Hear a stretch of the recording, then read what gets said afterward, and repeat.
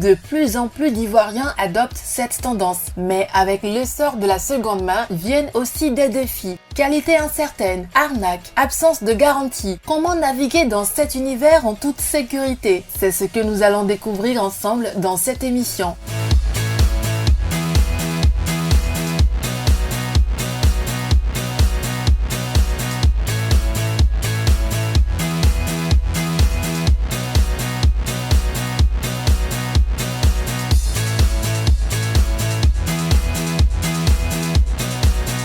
Bienvenue dans votre émission Le Consommateur. Aujourd'hui, nous explorons un phénomène en plein essor, l'achat d'occasion. Pourquoi ce marché attire-t-il de plus en plus de consommateurs en Côte d'Ivoire? Quels sont les avantages et les risques? Comment éviter les pièges? Avant de répondre à ces questions, donnons la parole aux consommateurs. Moi, c'est M. Araba Donald.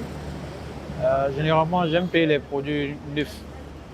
Je n'aime pas trop les secondes mains.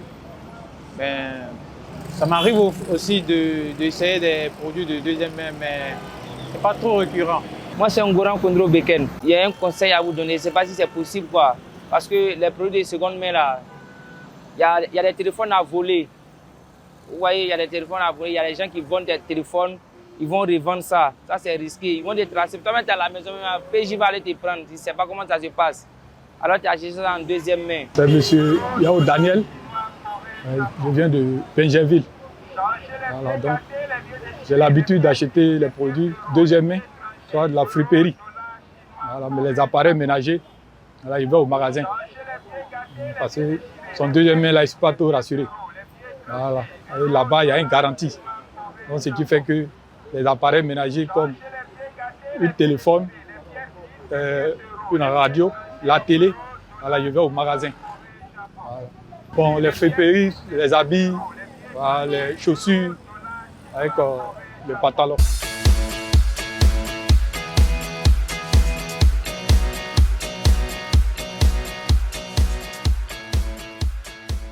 Après la vie donc, des consommateurs, avec ce micro-trottoir, nous nous intéressons maintenant aux commerçants.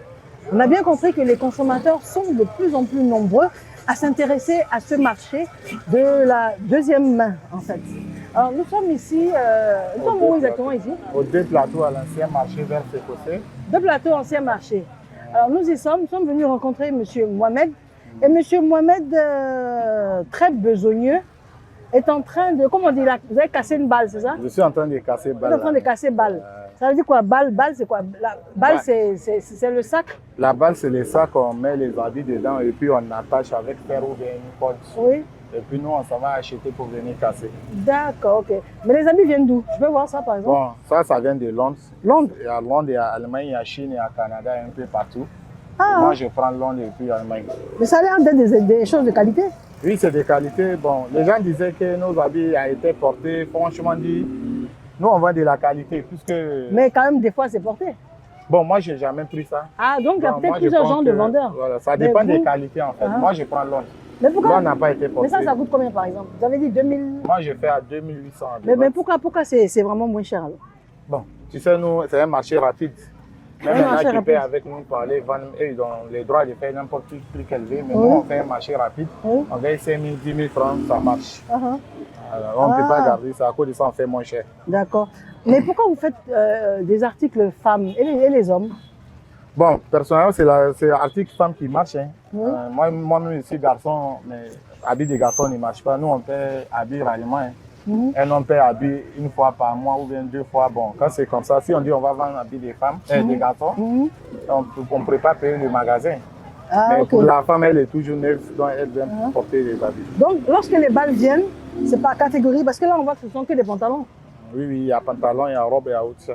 Chaque article a son balle. Oui. Si c'est pantalon, il y a balle de pantalon. Si c'est robe, il y a balle de robe. Si c'est chemise, il y a balle de chemise. C'est comme ça. Mais selon vous, vous avez senti un changement? Ça fait combien de temps que les consommatrices s'intéressent de plus en plus à ce marché de seconde main? Bon, ici c'est un marché béni, hein, parce que depuis que j'ai commencé, on peut rendre gloire à Dieu. Donc, malgré on casse le marché, mais Dieu fait grâce toujours, ça marche de temps en temps. On n'a pas de soucis. Il n'y a pas de soucis. Alors si vous aviez un conseil à donner aux consommatrices, ce serait lequel? Bon, moi je les conseille de prendre brode, hein, puisque on a une rivalité sur les marchés. Il y a vendeurs de brode, il y a vendeurs de prêt-à-porter. Oui. Si tu vois qu'aujourd'hui on dit brode c'est porté, etc., c'est le vendeur de prêt-à-porter. Parce que nous, on disqualifie les marchés aussi, ils disqualifient pour nous. Oui. Quand tu portes un habit qui est prêt à porter, genre nouveauté, parce que ça c'est de la friperie. Oui. Voilà, donc de nouveauté, quand tu portes, nous on te traite de porter des Chinois. Voilà, et aussi, quand tu portes pour nous, ils vous traitent, quand tu portes pour nous, elles vont te traiter aussi de porter des yugu yugu. Yugu yugu. Voilà, donc chacun a sa façon de tirer le marché de l'autre. De ce pas, on va aller voir un autre style de friperie, de marché de seconde main. Okay, On y est? On y va.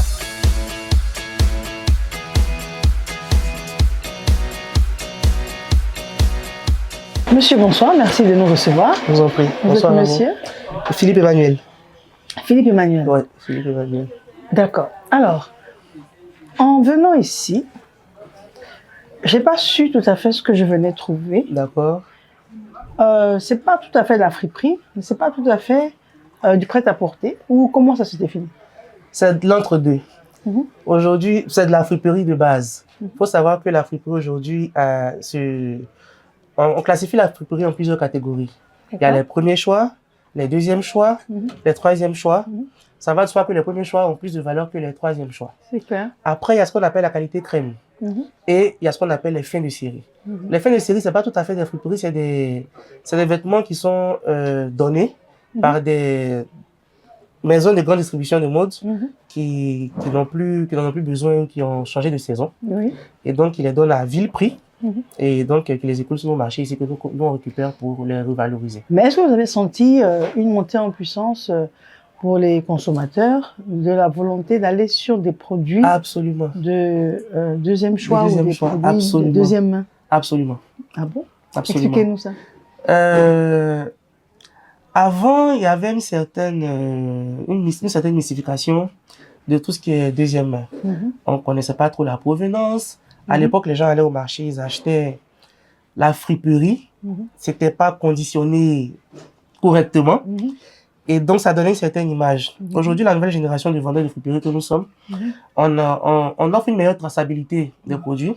Donc, je suis en mesure de vous dire, par exemple, de quel pays viennent tous les articles qui sont là. Je vous prends au mot. Cette veste rayée vient d'où? Cette veste rayée vient d'Italie. Italie? Oui. Je peux voir? Bien sûr, allez-y. Vous voyez? Elle vient d'Italie. Donc, c'est quoi? C'est une fin de série? C'est une fin de série. Donc, c'est... D'accord. C'est une fin de série. Et elle coûte combien? Elle coûte 3500. 3500. Et pourtant, un costume, une veste de costume, donc ça veut dire que c'est vraiment pour des personnes qui ont un pouvoir d'achat différent de la base. Effectivement. D'accord. Ou des personnes qui ne sont pas complexées par le fait d'acheter moins cher. Mais est-ce que ça se voit quand la personne porte qu'elle a acheté moins cher? Est-ce que la qualité est différente? Non. Ce boubou que je porte, par exemple, il coûte 3000 francs en boutique. Je le porte, je vais à un mariage, c'est impossible de deviner le prix. Voilà. Tout est question de la mise en valeur du vêtement. Voilà. Et du conditionnement aussi. Ça, quand ça vient de la balle, ça vient d'où? Ça vient du Bangladesh. Du Bangladesh. Voilà. Pour les tuniques comme ça, il y a deux pays de prédilection, le Bangladesh et le Pakistan. Voilà. Et quand ça vient, c'est froissé, c'est vraiment tordu parce que c'est dans des balles. C'est vraiment tordu. Donc, c'est nous qui prenons, qui déplions, qui repassons et qui faisons ressortir la beauté du vêtement. Mais vu tous les pays de provenance de vos différents articles, je pense qu'il y a des articles qui doivent être plus ou moins de bonne qualité selon les pays, selon les provenances. Non, dans tous les pays, c'est la même chose. Dans une balle, parce que les vêtements viennent dans ce qu'on appelle des balles. Les balles, c'est des vêtements qui sont compactés, emballés, attachés et envoyés donc dans les pays où ça doit être vendu. Donc, dans une balle, le commerçant qui fait la balle dans le pays d'où ça vient, il ne met pas que des articles de très bonne qualité. On mélange souvent avec des articles défectueux, déchirés, tachés. Et donc, celui qui reçoit, il fait le premier truc. Donc, le premier choix, des articles qui sont parfaitement conditionnés. Et le deuxième choix, si c'est un commerçant qui a une force de persuasion assez élevée, il peut écouler sa marchandise même s'il y a des défauts. Voilà, ça dépend. Voilà. D'accord. Mais quels conseils, quelles précautions devrait prendre le consommateur, notamment ici le consommateur homme ou la consommatrice qui veut faire un cadeau à monsieur? Quel conseil pour bien choisir? Il faut faire attention aux détails. Par exemple, quand vous prenez une veste... On va changer de veste, pour voir oui, un peu on peut prendre une autre, il n'y a pas de souci. De voir ce que vous avez. Quand vous prenez une veste, regardez toujours les coutures. Faites attention aux coutures pour voir s'il n'y a pas de parties qui sont défaites. Les boutons doivent être parfaitement positionnés, alignés. Parce que souvent, à cause de la pression dans la balle, il y a des vestes qui viennent avec des boutons cassés. Donc, il faut faire attention. Oui, mais si c'est cassé. Justement, à notre niveau, on fait le remplacement.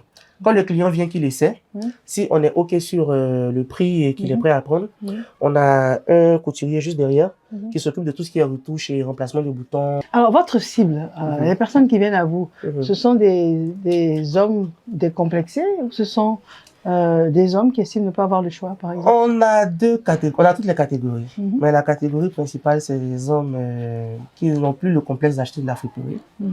Voilà, ils viennent ouvertement. Nous, il faut savoir qu'on voit essentiellement en live sur TikTok. Et la clientèle est vraiment très variée. On a des hommes de, on va dire, de 25 à 60 ans qui sont là. Et il y a des complexés aussi qui, par exemple, ne veulent pas qu'on sache que ça vient d'ici, que c'est de la friperie. Eux, ils reçoivent les vêtements chez eux à la maison. Ils font leur choix dans l'intimité de leur maison. Et voilà, après, quand ils ressortent, qu'ils font leurs photos, leurs vidéos, ça, on ne sait pas que ça vient d'ici. Il y a beaucoup d'artistes, de personnalités souvent qui nous contactent, mais ça se fait vraiment dans le noir. Voilà. Et après, bon, nous, on a le devoir d'être assez discret là-dessus. Aujourd'hui, quelqu'un se voit mal en train de claquer 150 000 francs pour une veste. Donc, quand il a une alternative à 3 500, forcément, il saute dessus. Donc, quand les gens viennent, ils sont choqués par les prix. Certains pensent même que c'est des prix d'appel et qu'arrivant au magasin, on leur dira des prix différents. Ce qui n'est pas le cas. Je remercie de nous avoir reçus. Je vous en prie. C'est moi qui vous remercie d'être passé. Merci. Bonne continuité. Merci à vous. Pareillement. Alors, on découvre pas mal de choses et c'est fort intéressant. Je vous propose de me suivre. Là, nous avons choisi de mettre le cap dans un environnement d'appareil. On est tous friands, bien évidemment, du smartphone, par exemple. Est-ce que vous savez, il y a des smartphones de deuxième main et puis qui sont tout aussi fonctionnels et puis garantis au tiers, au quart du prix. Et il y a des bonnes affaires également à faire. Est-ce que vous savez que c'est la même chose pour, par exemple, les ordinateurs? Il y a un marché totalement dédié à cela qui existe. On y est? On y va. Monsieur, bonsoir. Bonsoir, madame. Vous êtes monsieur? Ouedraogo Jean-Luc à l'état civil. D'accord. Et quelle est votre activité? Bon, mon activité, c'est les achats-ventes des ordinateurs portables et des téléphones en seconde main. J'achète et je les revends pour faire une marge de bénéfices. D'accord. Ordinateur puis téléphone en seconde main. En seconde main. D'accord. Maintenant, la seconde main, pourquoi? Est-ce qu'il y a un marché qui se développe plus qu'avant de la seconde main? Bon, il faut dire, le marché déjà existait déjà, mais ça se développe de fur et à mesure. Parce que les parents n'ont pas assez les moyens pour s'acheter les neufs. Donc, ils se rabattent carrément sur les secondes mains. Ici, il y a un peu de tout. Hein. D'accord. Il y a le neuf, si vous voulez aussi les occasions, on peut vous en procurer. Mais on vous propose le choix. C'est vous, comment on appelle, le consommateur qui avait le libre choix de choisir le neuf, le quasi neuf et le second main carrément. D'accord. Quel conseil vous auriez à donner? Parce que là, on a bien compris que vous garantissez l'origine du portable. Par exemple, quand on parle de portable, vous garantissez également la provenance, la bonne réparation. Voilà. Et tout. Non, on ne répare pas. Okay. Voilà, on ne répare pas. On s'assure que le téléphone fonctionne bien. Voilà, on manipule le téléphone, on s'assure que le téléphone fonctionne bien. On l'achète et puis on le revend à son état. Voilà, donc on le revend à son état. Maintenant, s'il y a peut-être des réparations à faire, là maintenant, on peut l'acheter en connaissance de cause, on peut les réparer et puis on vient les revendre. Mais on s'assure d'avoir dit au client qui vient l'acheter, ah, le téléphone est passé chez le réparateur, voilà, il y avait tel problème, mais c'est arrangé. Voilà, on discute et on tombe d'accord. D'accord. Alors, quel conseil vous pourriez donner aux consommateurs qui sont très friands du marché de la seconde main en ce qui concerne le matériel comme ça, ordinateur ou portable? Quel conseil leur donner? Bon, il faut dire ici à Samsung, voilà, ici, surtout à Trèche, ce marché est garanti en fait. Quand vous achetez, voilà, comme on appelle, à savoir des téléphones, des ordinateurs, il y a toujours une garantie. Voilà pourquoi les magasins sont là, ils sont ouverts 24/24. Donc, on vous garantit un minimum, voilà, de confiance. Donc, ici seulement, quand vous achetez, quand le téléphone n'est pas en bon état, vous avez le droit et le devoir, quand vous changez, on vous restitue votre argent. Donc, c'est la confiance qui naît entre le consommateur avec les magasins. Donc, voilà pourquoi les gens sont beaucoup ici. Voilà, donc, ce marché-là, ne date pas d'aujourd'hui, a une bonne réputation. Voilà. En tout cas, je vous remercie pour Merci votre beaucoup, madame. Merci à vous. Merci à vous. J'espère que vous êtes bien. Oui.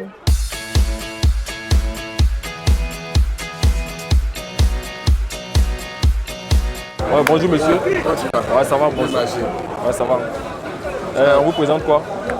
Ouais, ça va. C'est le 13 Pro. Le 13 Pro a de la qualité. Hein. J'ai voulu croquer. Ah, ton troc, c'est pas que tu fais. Mais ça, c'est une c'est bon. Bon, ouais, c'est la qualité. Moi, c'est Momo Sanogo. Nous sommes présentement au Black Market. Nous vendons le téléphone deuxième main. Franchement, c'est du bon. C'est du bon. À tout moment, on a des clients. Et les clients sont toujours satisfaits. Voilà, ils sont toujours satisfaits. Et j'encourage aussi les clients de venir parce que Adjamé, c'est un centre commercial. Voilà. Je pense qu'aujourd'hui, Adjamé, comme je l'ai dit auparavant, j'ai dit Adjamé, c'est Adjamé 2025. Voilà, Adjamé 2025, c'est pas la même chose comme Adjamé 1992, 2000. Voilà, mais aujourd'hui, je pense qu'il y a la sécurité ici. Nous, on ne fait que satisfaire des clients. On ne fait que satisfaire des clients. Il n'y a pas un client qui vient ici qui se plaint parce qu'ici, on les satisfait. Donc, je les invite tous à venir. Toi qui n'es pas venu, toi qui es la première fois à venir ici, on t'invite de venir parce que ici, c'est la qualité noire. On est ensemble, Netina Film, Talkos.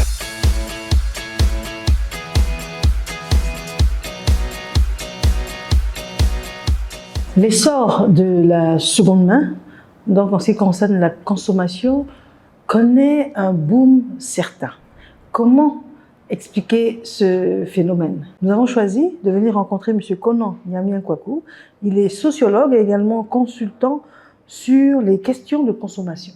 Bonsoir et merci en tout cas. Bonsoir madame. D'avoir accepté de nous recevoir. Je vous en prie. Merci.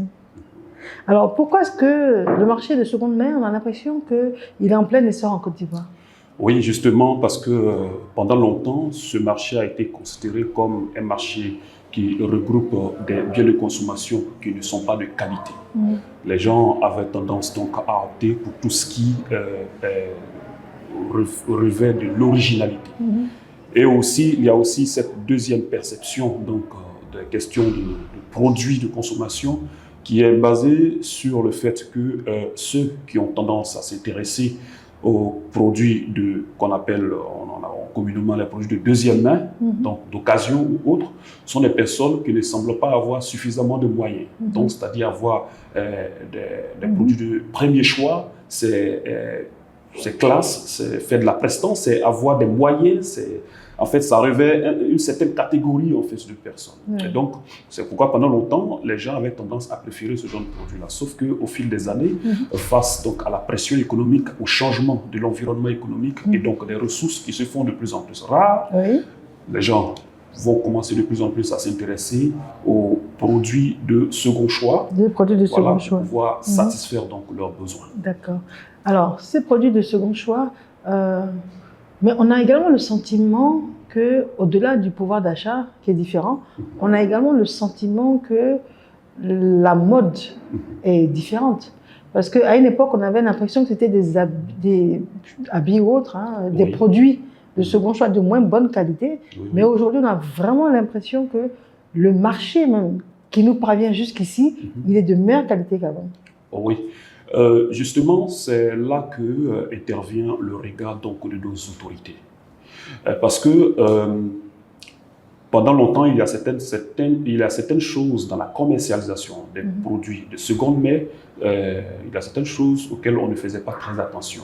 Mais de plus en plus, il y a plus de rigueur, de contrôle qui se font. Parce que le souci ici, les autorités, c'est non seulement la sécurité des consommateurs, donc des populations, il y a aussi la santé des populations et il y a également la possibilité de durabilité de ces produits, donc la qualité de ces produits donc, qui sont achetés et consommés. Et quand on parle comment on appelle, il y a un aspect environnemental aussi parce qu'à un moment donné, la question du recyclage et de réutilisation des produits, on s'est dit que ça contribue donc à la bonne gestion des déchets. Donc désormais, on fait en sorte que voilà, il y ait cette possibilité-là de réutiliser les produits de manière à ce qu'on ait de moins en moins de déchets. Donc protection de l'environnement ou bonne gestion de l'environnement. Alors, est-ce que l'on a une estimation des produits qui sont le plus concernés dans les produits de consommation?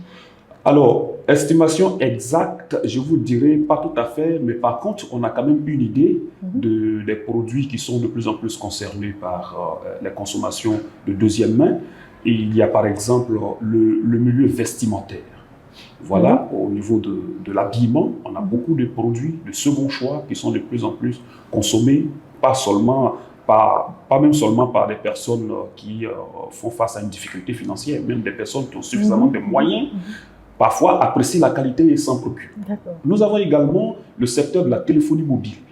Alors, dans ce domaine, de plus en plus, les gens s'intéressent aussi aux produits de seconde main, parce que bon, là aussi, il faut reconnaître que les produits comment on appelle, de premier choix semblent un peu de plus en plus chers en ce qui concerne la téléphonie mobile, alors qu'avec les produits de seconde main, qui peuvent être réutilisés durablement, sont de plus en plus aussi achetés. On a aussi un troisième comment on appelle, secteur, qui est le secteur de l'automobile.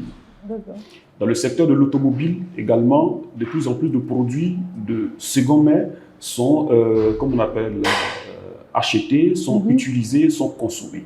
Mais là encore, c'est pourquoi j'ai parlé tout à l'heure des préoccupations de nos autorités.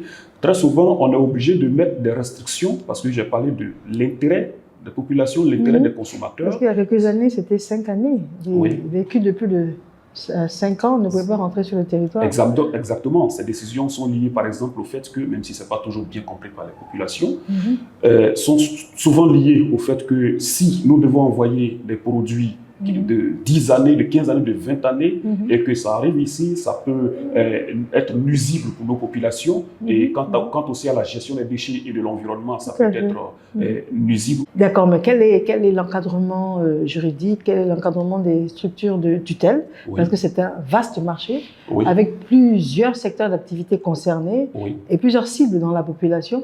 Alors, est-ce qu'il y a un encadrement dont on pourrait parler ou des initiatives qui seraient prises dans ce sens-là? Oui, il y a des encadrements. Il y a des encadrements qui sont évoqués, parfois initiés par le ministère de la Santé. J'ai parlé tout à l'heure du bien-être sanitaire des populations, puisque c'est plusieurs secteurs également. Il y a aussi le ministère du Commerce qui prend aussi des initiatives ou bien qui mène des actions de contrôle dans ce domaine-là. D'ailleurs, pour en parler, il y a par exemple la loi numéro 2016-412 du 15 juin 2016 relative à la consommation, bien évidemment, qui déploie un ensemble de codes normatifs ou bien un ensemble de principes pour pouvoir cadrer ce secteur et pour pouvoir suivre l'ensemble des consommateurs sur la question. Ça fait qu'aujourd'hui, les vendeurs et les revendeurs des produits de second choix ne peuvent plus se permettre de vendre tout comme ça, dans tous les sens. Voilà, ils sont obligés de suivre un peu ces principes-là et ces règles-là qui sont établies par nos autorités, de manière à protéger les consommateurs et aussi à, je dirais, à investir sur la qualité de ces produits. D'accord, alors pour finir, je vais vous faire une confidence. Avant de venir vous rencontrer, on est parti et on a vu le marché de seconde main, de friperie.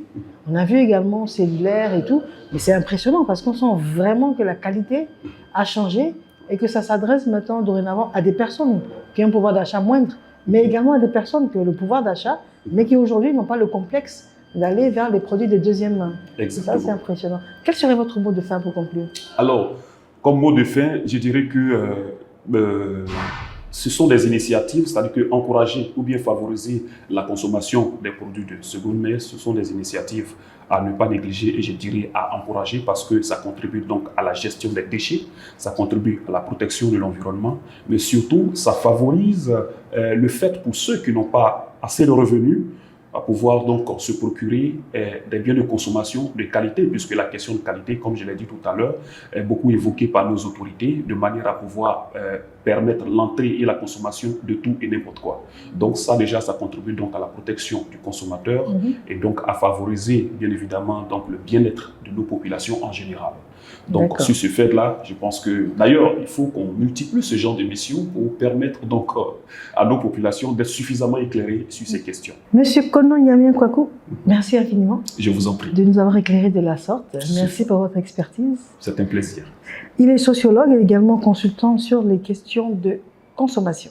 On l'a bien constaté tout au cours de cette émission, le marché de la seconde main est en pleine expansion et c'est fort intéressant. Mais cela dit, il faut absolument rester vigilant. Alors, quelques conseils: ayez de bons réflexes, la bonne information, et puis optimisez votre budget, et puis établissez surtout des choix responsables. Madame, Monsieur, infiniment merci de nous avoir suivis. Vous pouvez retrouver cette émission sur nos différents réseaux sociaux, sur le site du CNLVC, qui est donc le www.cnlvc.ci. Quant à moi, je vous donne rendez-vous dans 2 semaines pour un autre numéro. Merci d'avoir été là. Bonsoir.